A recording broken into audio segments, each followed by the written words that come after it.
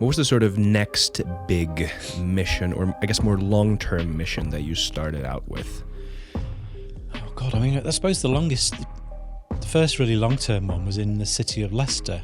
And actually, that's the first time I bought heroin from a child in the city of Leicester. He was 16 at the time, which now in the UK, and this is a warning. It's quite old. Now in the UK, and I am bringing you a warning from the United Kingdom. This is my warning to the people of Finland. Now in the UK, we have 50,000 children dealing heroin and crack cocaine. 50,000. Yeah.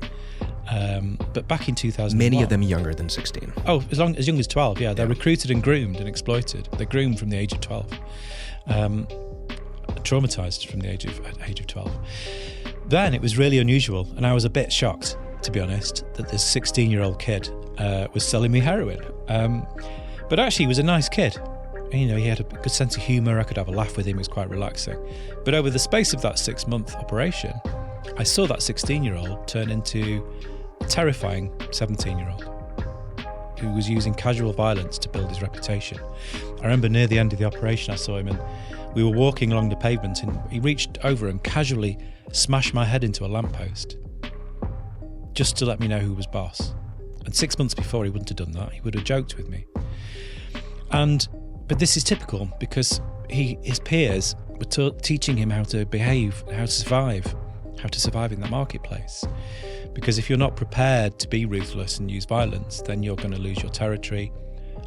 You're going to get grassed up, because the weak people get grassed up by the... What does that mean? Informed upon by a police informant. Snitched on. Yeah. And people are being snitched on every day. It's the most important tactic the police use, is the use of police informants. It's the biggest, most important tactic. But an informant will decide, if they think they have to give some information to the police, they're thinking, who am I least scared of? Who is the person that is least risky to me to give information about? So that process of decision making about who's the most dangerous person and who am I safe to give information about, that dynamic creates a Darwinian situation on the streets. So that's why that 16-year-old turned into a terrifying 17-year-old, to avoid being that person who gets snitched on. Yeah. And I saw that develop, and that's this is quite clear that the current drug policy regime is changing the personality of our young men. Yeah. Parents know this. They tell their children all the time, don't hang out with the wrong type of people. Even if you tell them as a kid, like, no, I'm not going to become like that, I'm not going to become like that, like, they know. Everyone becomes a product of their environment. Almost every time.